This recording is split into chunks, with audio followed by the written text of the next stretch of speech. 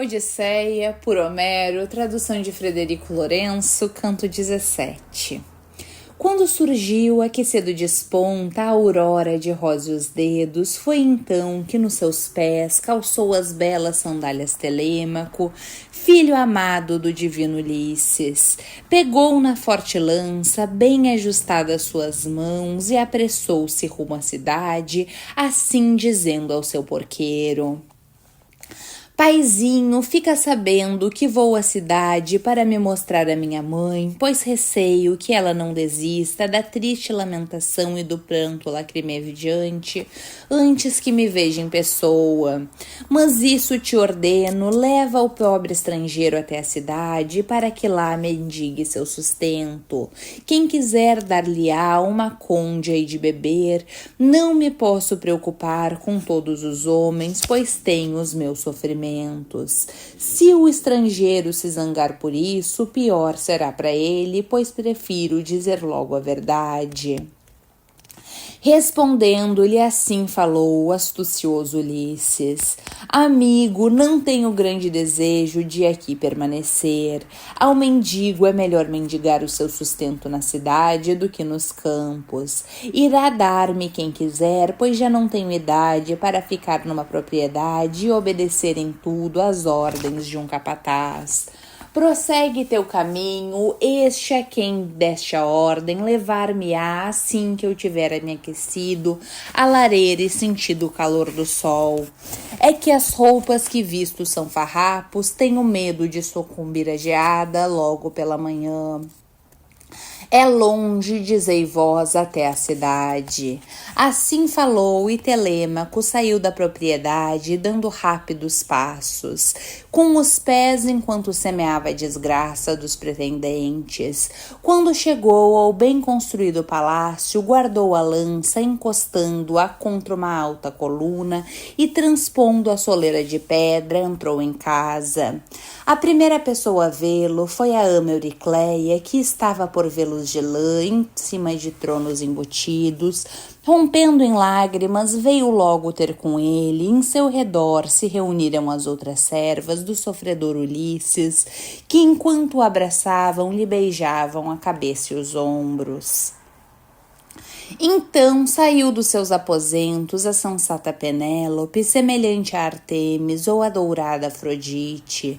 Rompendo em lágrimas, atirou os braços em torno do filho e, beijando-lhe a cabeça e os lindos olhos, e chorando, proferiu palavras aladas. Chegaste, Telêmaco, luz doce, nunca pensei voltar a ver-te, desde que fosse em segredo para Pilos, numa nau a minha revelia, para algo saberes do teu pai. Mas diz-me agora, porventura o avistaste? A ele deu resposta o prudente Telêmaco: Minha mãe, não me faças chorar, nem me agites no peito o coração por ter fugido a custo à morte escarpada. Vai antes tomar banho e veste o corpo com roupa lavada, depois sobe para os teus mais altos aposentos com as servas e jura a todos os deuses que oferecerás hecatombes, e se algum modo Zeus permitir que se cumpra a retaliação. Mas eu irei para o lugar da assembleia para chamar um estrangeiro que veio comigo de Pilos. Filo ir à frente com meus divinos companheiros, pedindo a Pireu que o levasse para sua casa e o honrasse com gentileza até a minha chegada. Assim falou, mas as palavras da mãe não chegaram a bater asas. Tomou banho e vestiu o corpo com roupa lavada, depois jurou a todos os deuses que lhes ofereceria hecatombes, se de algum modo Zeus permitisse o cumprimento da retaliação. Em seguida saiu Telêmaco da grande sala do palácio, segurando a lança, e com ele iam 2 galgos, e admirável era a graciosidade que sobre ele derramara Atena. À sua passagem, todos o olharam com espanto, e em seu redor se juntavam os arrogantes pretendentes, falando-lhe com respeito, mas cheios de más intenções.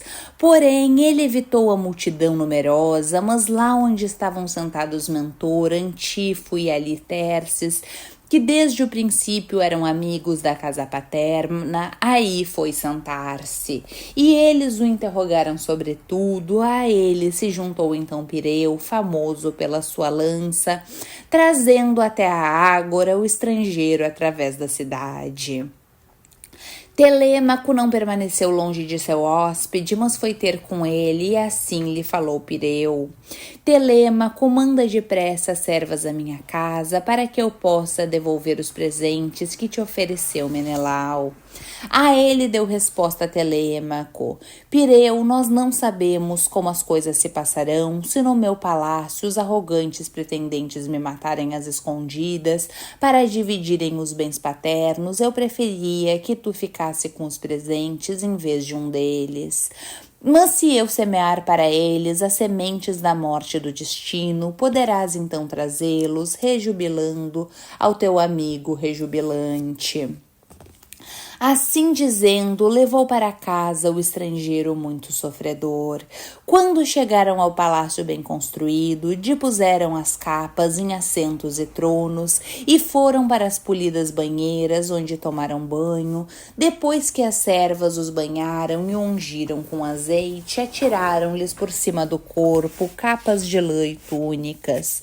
Saindo do banho, sentaram-se em assentos. Uma serva trouxe um jarro de ouro com água para as mãos, um belo jarro de ouro, e a água verteu numa bacia de prata, e junto deles colocou uma mesa polida. A venerável governanta veio trazer-lhes o pão e assim como iguarias abundantes de tudo quanto havia. E Penélope veio sentar-se junto à entrada da sala, recostada contra uma cadeira, fiando delicados fios de lã.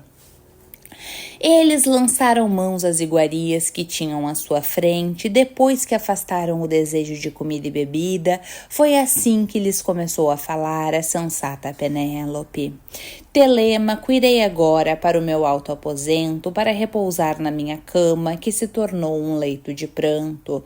Sempre umedecido com lágrimas, desde o dia em que Ulisses partiu com os filhos de Atreu para Ílio, mas não quiseste ainda, antes de os arrogantes pretendentes entrarem em casa, contar-me a verdade sobre o retorno do teu pai, se algo ouviste. A ela deu resposta o prudente Telêmaco: Nesse caso, ó minha mãe, dir-te-ei a verdade.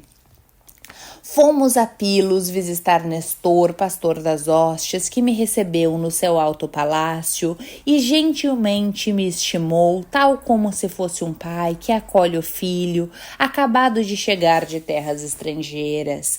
Foi assim que amavelmente me recebeu com seus filhos gloriosos, mas sobre o sofredor Ulisses, se vivo ou morto, nada disse ter ouvido de nenhum homem mortal. Para junto do Atrida, o famoso lanceiro Menelau me enviou, dando-me cavalos e um carro bem articulado. Aí vi Helena, a argiva, em prol da qual muitos sofreram troianos e argivos devido à vontade divina. Logo me perguntou Menelau, excelente em auxílio, em busca de que coisa eu teria vindo, a divina Lacedemônia. Da minha parte, disse-lhe de imediato toda a verdade. Então, tomando a palavra, assim me respondeu ele: na verdade, é na cama de um homem magnânimo que esses pretendem dormir, sendo eles sem valor algum, tal como a corça que na toca de um possante leão deita os gamos ainda não desmamados e por montes e vales vai errando em busca da pastagem, e depois disso chega o leão à toca para fazer desabar sobre os gamos um destino cruel. Assim Ulisses fará desabar sobre eles um cruel destino. Quem dera, ó Zeus, Pai, ó Atena, ó Apolo, que com a mesma força com que se levantou outrora, na bem fundada Lesbos, em luta contra Filomelides, e derrubou no pugilato perante o aplauso dos aqueus, quem dera que assim Ulisses surgisse entre os pretendentes, rápido seria o seu destino e amargo o casamento. Mas nisto que me interrogas e suplicas, não desviarei as palavras para as coisas, nem te ludibriarei. Antes de tudo, do que me disse o infalível velho do mar, disso nada te ocultarei, nem tentarei esconder. Disse ele que vira Ulisses em grande sofrimento numa ilha, no palácio da ninfa Calipso, que a força lá o retinha, e assim ele não pode regressar à sua terra-pátria, pois não tem naus providas de remos, nem tripulação que o pudesse transportar sobre o vasto dorso do mar. Assim falou o Atrida, o famoso lanceiro Menelau. Depois disso, iniciei a viagem de regresso e um vento favorável me enviaram os imortais que depressa me trouxeram à pátria. Assim falou e o coração comoveu-se no peito da mãe. No seu meio tomou então a palavra o divino Teoclímeno. Ó esposa veneranda de Ulisses, filho de Laertes, isso é coisa que Menelau não sabe ao certo. Ouve então as minhas palavras, pois agora profetizarei sem nada ocultar. Seja minha testemunha Zeus acima de todos os deuses, e esta mesa hospitaleira e a lareira do irrepreensível Ulisses. Aqui cheguei. Ulisses encontra-se já na sua pátria, sentado ou a rastejar, e informa-se sobre todos os crimes, semeando a morte para todos os pretendentes. Tal foi o prodígio que presenciei a bordo da nau, bem construída, e logo declarei a Telêmaco. A ele deu resposta a sensata Penélope. Ah, estrangeiro, prouvera que tal palavra se cumprisse, então ficarias a saber o que é amizade, e de mim receberias muitos presentes, a ponto de te chamarem de bem-aventurado.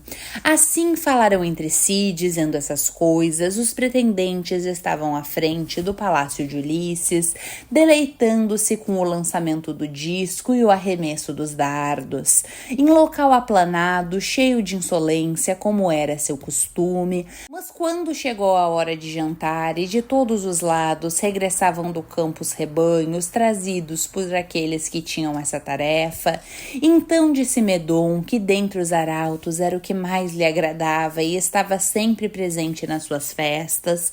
Jovens, visto que já deleitastes o espírito com desportos, vinde para dentro de casa para que preparemos o jantar, pois não é coisa má jantar-se na hora apropriada. Assim falou e eles, levantando-se, obedeceram às suas palavras. Quando entraram na casa bem construída, depuseram as capas em assentos e tronos, sacrificaram então grandes ovelhas e gordas cabras, sacrificaram porcos engordados e uma vitela da manada. Assim, preparando a refeição, enquanto isso, do campo para a cidade se apressavam Ulisses e o divino porqueiro. Falou primeiro o porqueiro, condutor de homens. Estrangeiro, visto que estás desejoso de ir à cidade, como comandou meu amo, embora por mim teria preferido que tiveste ficado a tomar conta da propriedade, mas respeito e tenho receio do meu amo, não vai ele censurar-me depois, uma vez que severas são as censuras dos soberanos. Apressemo-nos, o dia está quase a chegar ao fim, e ao fim da tarde sentirás ainda mais frio.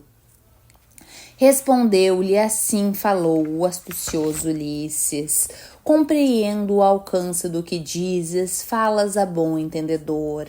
Vamos e tu serás meu guia ao longo do caminho, dá-me, porém, um bastão, se tens um já cortado, para me apoiar, segundo dizes, é árduo o caminho. Assim falou e sobre os ombros lançou o miserável alforje, cheio de buracos, de pendurado de uma corda torcida. Eumeu lhe ofereceu um bastão que lhe agradava, partiram os dois, os cães e os pastores ficaram para trás. A tomar conta da propriedade, o porqueiro levou para a cidade o amo, com o aspecto de um pobre mendigo, triste e idoso, apoiado no seu bastão, e horríveis eram os farrapos que lhe serviam de roupa. Mas, quando na sua caminhada por veredas rochosas estavam próximos da cidade, tendo chegado à fonte bem feita de águas correntes, onde os cidadãos buscavam a água, fonte essa que ali fora posta por Ítaco, Nérito e Políctor, em torno da qual havia um bosque de choupos alimentados pela água a toda a volta, e do alto corria água fresca de uma rocha e em cima fora esculpido um altar das ninfas onde todos os viajantes ofereciam sacrifícios. Foi aí que os encontrou Melante, o filho de Dólio. Quando levava as cabras, as melhores de todos os rebanhos, para o jantar dos pretendentes, seguiam-no 2 pastores. Assim que os viu, procurou logo um conflito, dirigindo-lhes palavras injuriosas e desavergonhadas, encolerizando Ulisses. Ora, vede como um asqueroso vem trazer outro asqueroso, como sempre um Deus junto, semelhante ao seu semelhante, para onde, ó porqueiro miserável, levas tu essa criatura nojenta, esse estorvo de mendigo, para vir impingir-se ao jantar? Pois este é homem para esfregar os ombros em muitas portas, mas para pedir restos, não espadas e caldeirões. Se me desses esse homem para tomar conta dos meus redis, varrendo as pocilgas e levando rebentos verdes aos cabritos, por-se-ia a beber o soro do queijo para ficar com as coxas gordas. É porque já aprendeu maus hábitos, não quererá ocupar-se com trabalho honesto, e em vez disso prefere andar pela terra mendigar para encher sua barriga insaciável. Mas dir-te-ei uma palavra, palavra que se cumprirá. Se ele entrar no palácio do divino Ulisses, em torno da sua cabeça, muitos brancos a voar pela casa, arremessados pelas mãos de homens, lhe ferirão as costelas. Assim falou, e ao passar na sua estultice, atingiu Ulisses na virilha com um pontapé, mas não o fez tombar no caminho, pois Ulisses manteve-se firme, pensando se haveria de lhe saltar em cima e a paulada o privar da vida, ou se deveria antes pegar nele pelas orelhas e esmagar-lhe a cabeça contra o chão. Mas aguentou e conteve-se. O porqueiro olhou para Melante e censurou-o, levantando as mãos e rezando em voz alta. Ninfas desta ponte, filhas de Zeus, se alguma vez Ulisses assou para vós coxas envoltas em rigas gorduras, de borregos ou de cabritos, concedei-te o que vos peço, que aquele homem, o meu amo, regresse, trazido por um Deus, rapidamente poria voar todas essas finezas com que te pavoneias na tua insolência, cirandando pela cidade, enquanto os pastores dão cabo dos rebanhos. A ele respondeu Melante, o cabreiro de cabras. Ah, como fala o cão na sua tola esperteza! Levá-lo-ei numa escura nau bem construída para longe de Ítaca. Far-me-á ganhar muito dinheiro, provera que Apolo do arco de prata tingisse hoje Telêmaco no pátio. Ou então que os pretendentes o matassem, pois o regresso de Ulisses se perdeu lá longe. Assim falando, deixou-os a caminhar lentamente, e Melante prosseguiu o caminho e chegou depressa ao palácio do rei. Assim que entrou, sentou-se no meio dos pretendentes, defronte de Eurímaco, aquele que mais o estimava. Servos puseram à sua frente uma porção de carne e a venerável governanta veio trazer-lhe o pão. Chegados ao palácio, Ulisses e o divino porqueiro pararam. A toda volta se ouviu o som da lira cinzelada, pois Fêmeo estava a dedilhar acordes antes de cantar. Ulisses segurou na mão do porqueiro e disse: este é sem dúvida o belo palácio de Ulisses. Reconhece-se com facilidade, mesmo entre muitos outros. Há vários edifícios, o pátio está rodeado por um muro, com ameias e os duplos portões estão bem trabalhados. Não há homem algum que o possa desprezar. Apercebo-me que dentro da casa estão muitos jovens a banquetear-se, dado o cheiro da carne que se eleva. Ressoa a voz da lira que os deuses criaram para fazer parte do festim. Foi então, ó porqueiro Eumeu, que lhe deste essa resposta.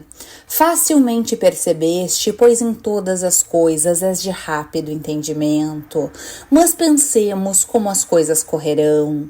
Ou entra tu primeiro no palácio bem construído e te juntas aos pretendentes, ficando eu aqui fora, ou então, se preferires, fica tu aqui e eu irei à tua frente. Mas não hesites durante muito tempo, não vá alguém ver-te, atirar-te objetos ou bater-te. Pensa bem nisso.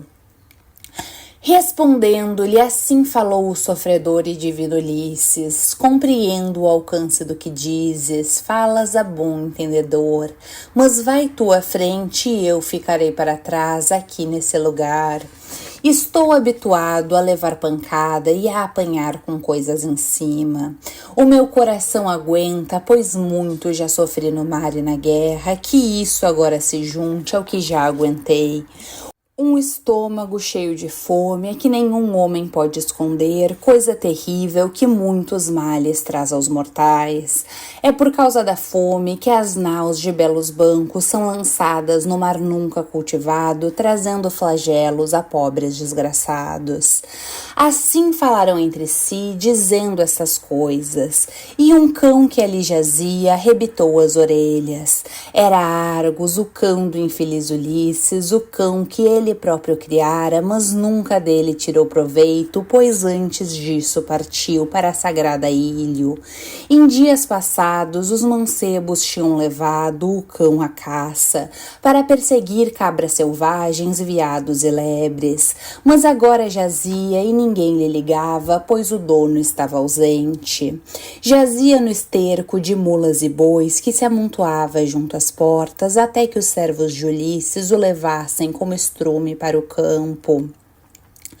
Aí jazia o cão Argos, coberto de carraças dos cães, mas quando se apercebeu que Ulisses estava por perto, começou a abanar a cauda e baixou ambas as orelhas.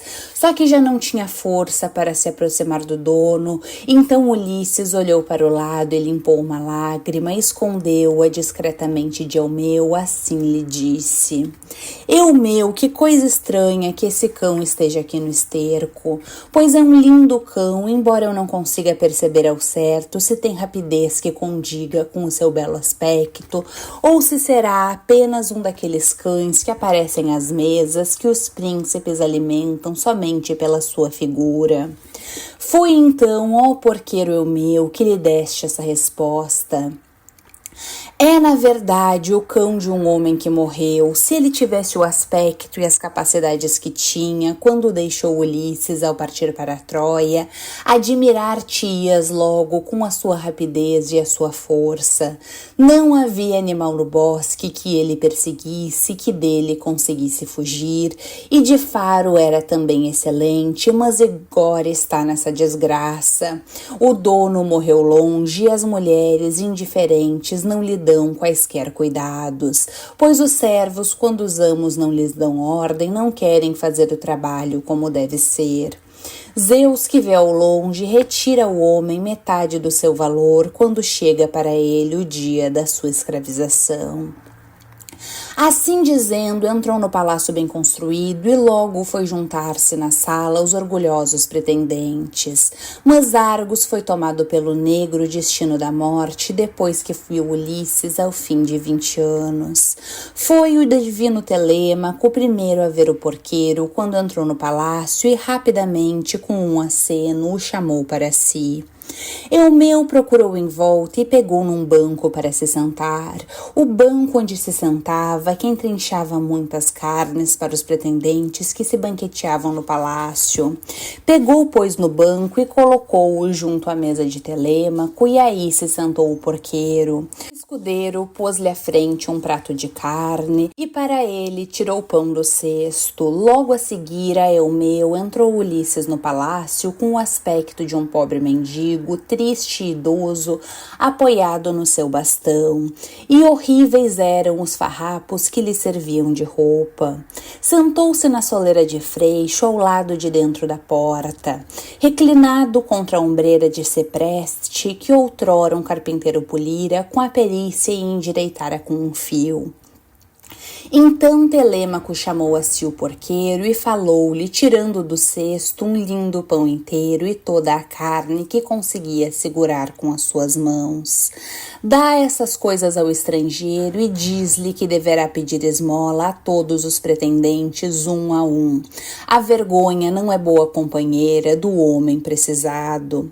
Assim falou e o porqueiro foi logo, assim que se ouviu a ordem, e chegando perto de Ulisses, proferiu palavras aladas. A ti, ó estrangeiro, dá Telêmaco essas coisas e ordena-te que peça esmola a todos os pretendentes um a um.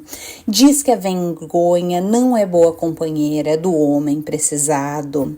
Respondendo-lhe, assim falou o astucioso Ulisses: Zeus soberano, que Telêmaco seja feliz entre os homens e que tudo alcance que o seu coração deseja.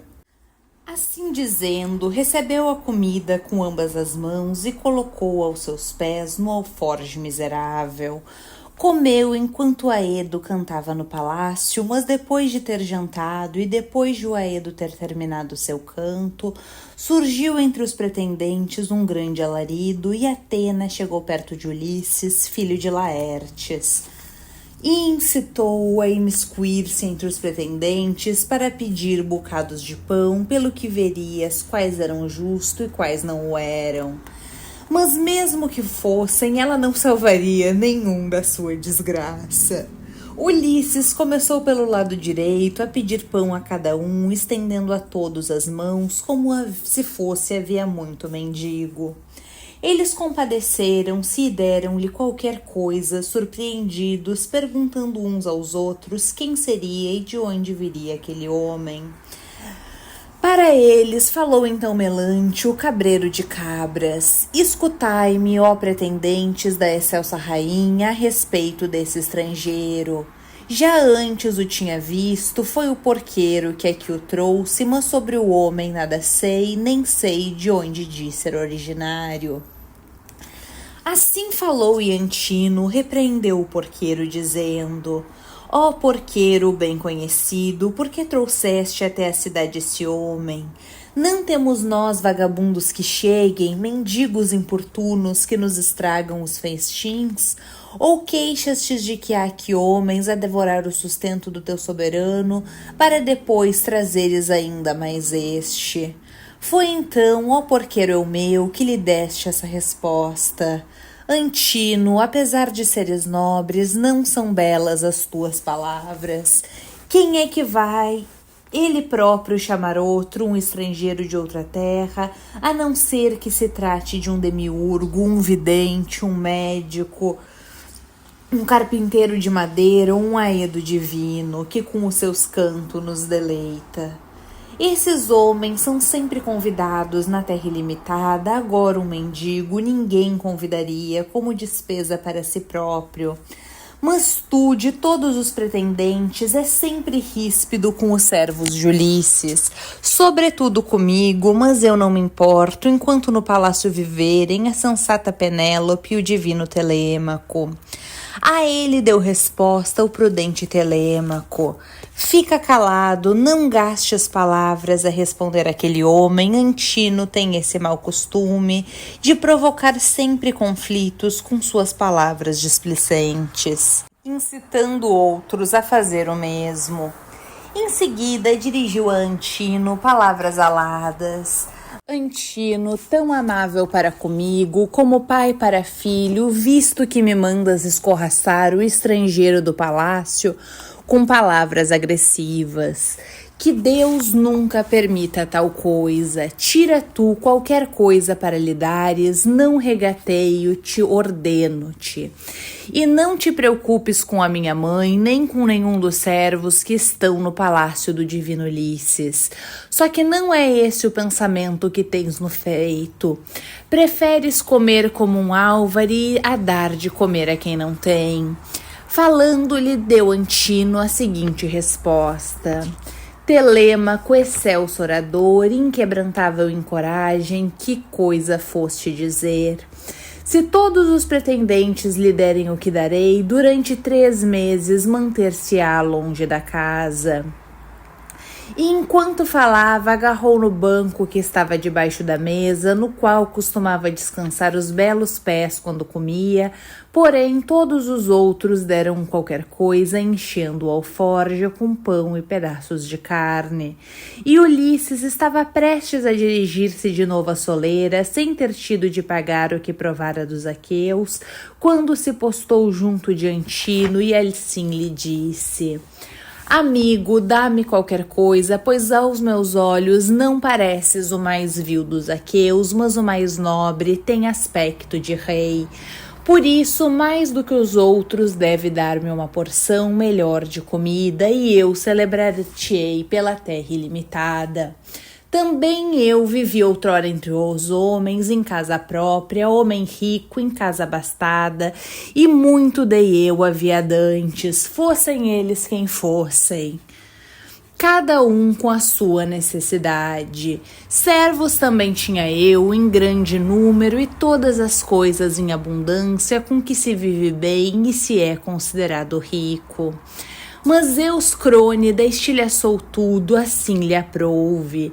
Ele que me deixou ir para o Egito com piratas muito viajados, um longo percurso para que lá encontrasse a minha desgraça.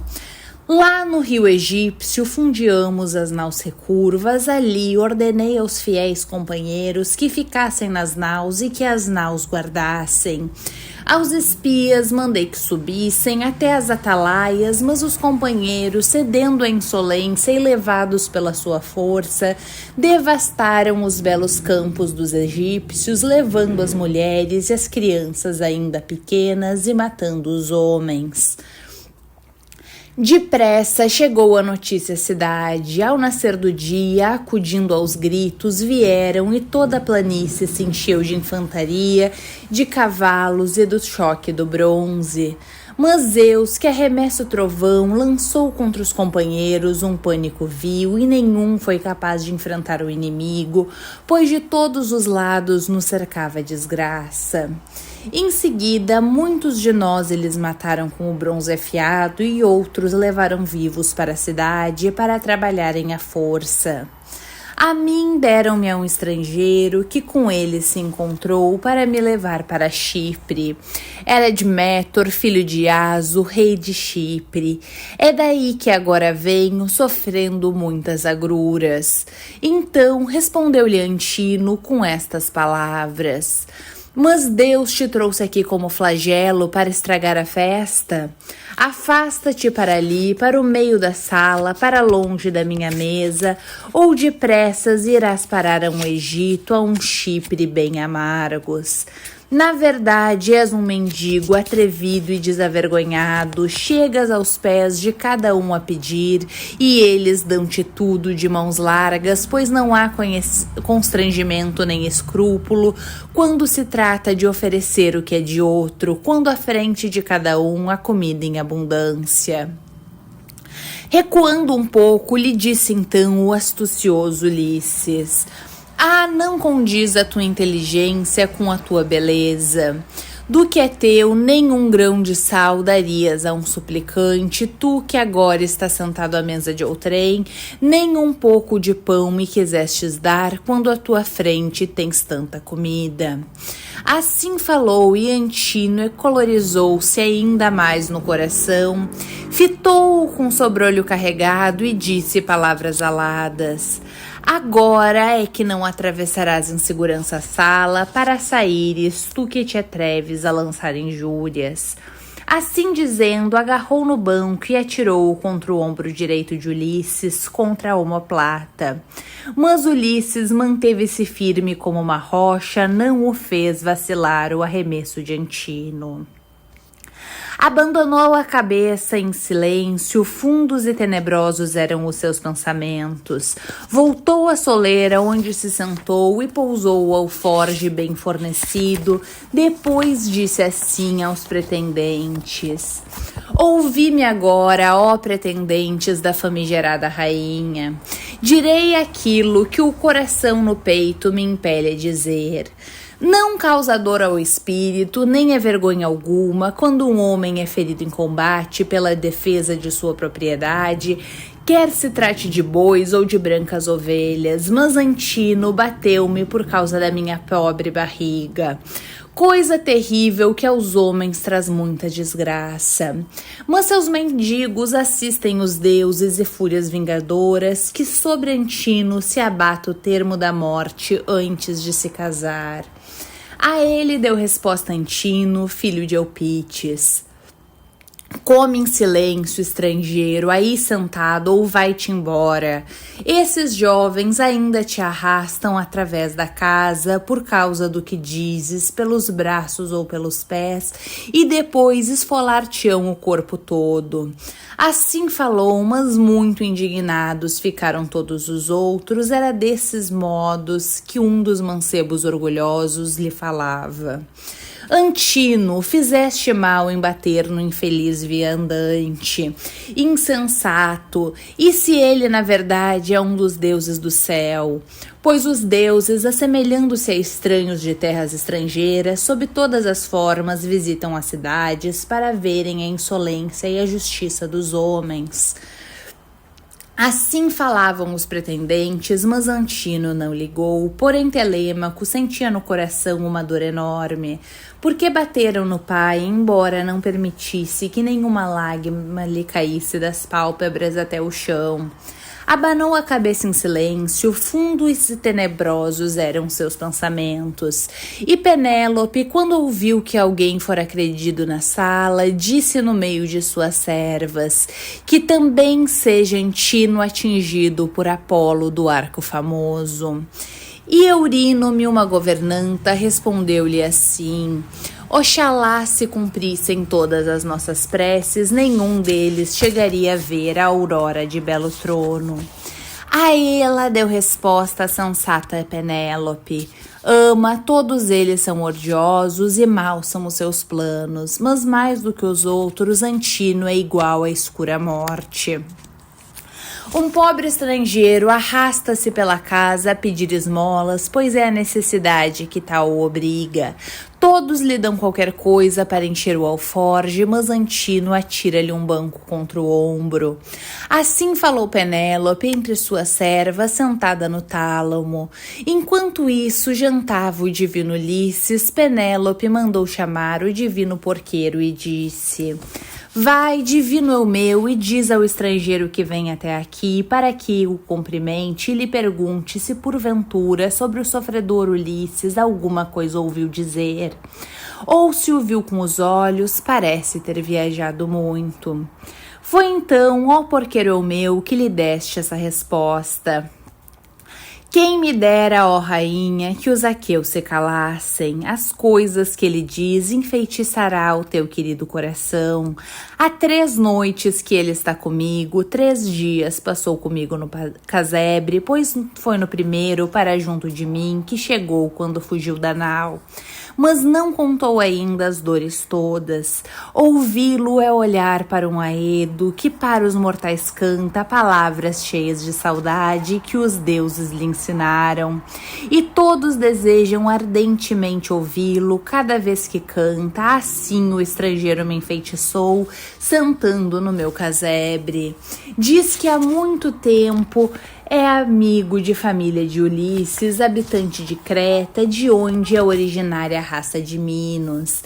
De lá veio aqui ter, sofrendo muitas desgraças. Como algo que rola sempre em frente, diz que ouviu notícias de Ulisses, estará vivo na terra fértil dos Teprócios e para casa trará um grande tesouro. A ele deu resposta a sensata Penélope: Vai chamá-lo para aqui, para que me fale cara a cara, quanto aos outros que se sentem às portas ou dentro de casa, com os seus desportos, visto que estão de coração alegre, pois os haveres deles estão lá nas suas casas, incólumes, pão e doce vinho, é isso que comem os servos deles. Mas andam para trás e para frente todos os dias para aqui sacrificarem bois, ovelhas e gordas cabras, regozijando-se, bebem o vinho frisante sem moderação. Dizimam assim toda essa riqueza e não há aqui um homem como era Ulisses para afastar a ruína dessa casa. Mas se Ulisses voltasse, tendo regressado à terra pátria, depressa ele e o filho castigariam as insolências desses homens. Assim falou, logo em seguida, Telêmaco deu um grande espirro e toda a casa ecoou subitamente. Penélope riu-se e rapidamente dirigiu a Eumeu palavras aladas. Vai agora e chama para aqui o estrangeiro, viste como meu filho espirrou depois de tudo que eu disse? Por isso não ficará por cumprir a morte dos pretendentes de todos, nenhum escapará à morte, ao destino. E outra coisa te direi, e tu guarda no coração, se eu achar que o mendigo diz coisas verdadeiras, dar-lhe-ei como roupa uma capa e uma túnica, belas vestes. Assim falou, e o porqueiro afastou-se depois de ouvir as palavras, postou-se junto de Ulisses e dirigiu-lhe palavras aladas. Pai estrangeiro, chama-te a sensata Penélope, mãe de Telêmaco. O coração impele-a a informar-se sobre o esposo, embora já muitas dores tenha sofrido. Se ela achar que tu dizes coisas verdadeiras, vestir-te-á com uma capa e uma túnica, roupas de que muito precisas. O pão mendigá-los-á por toda a ilha, para encheres a barriga e irá dar-te quem quiser. Respondendo-lhe, assim falou o sofredor e divino Ulisses. Eumeu, rapidamente direi coisas verdadeiras à filha de Icário, a sensata Penélope. Sei tudo sobre ele, nosso sofrimento é comum, mas tenho medo desse bando de agressivos pretendentes, cuja arrogância e violência bradam ao ferro do céu. Mesmo agora, quando passava pela casa, esse homem me bateu e me deu como presa a dor, nem Telêmaco nem qualquer outro o impediu. Por isso, pede a Penélope, embora desejosa de me ouvir, que permaneça no palácio até o pôr do sol, que nessa altura ela me interrogue sobre o retorno do esposo, dando-me um lugar junto à lareira. De fato, são pobres as minhas roupas, mas tu já sabes. Foi primeiro a ti que dirigi súplicas. Assim falou, e o porqueiro afastou-se depois de ouvir as palavras. Ao pisar a soleira da porta, falou-lhe Penélope. Não o trazes, ó Eumeu? Qual é a intenção do viandante? Será que tem medo excessivo de alguém? Ou sente outro constrangimento aqui em casa?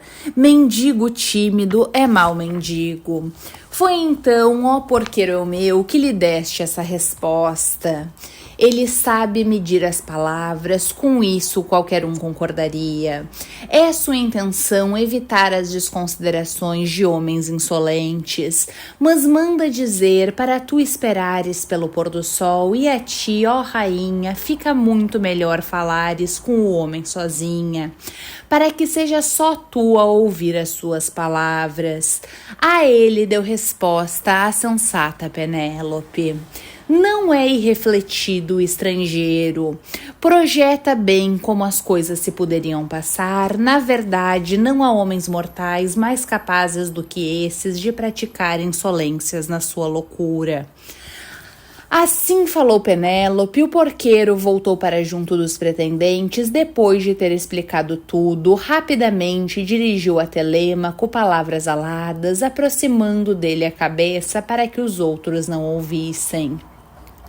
Amigo, vou-me embora para tomar conta dos porcos e de tudo lá no recinto, teu e meu sustento. Toma tu conta das coisas aqui, protege-te primeiro a ti próprio e reflete bem no coração, não vá sobrevir algum mal.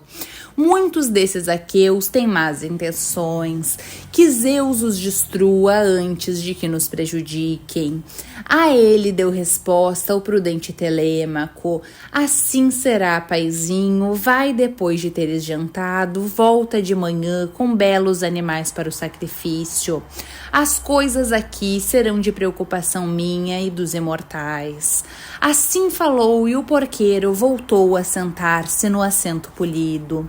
Depois de satisfazer o coração com comida e bebida, regressou aos seus porcos, deixando a sala e o palácio cheio de convivas. Esses deleitavam-se com a dança e o canto, pois chegara já o fim do dia. Final do 17º canto, volto assim que possível com o canto de número 18.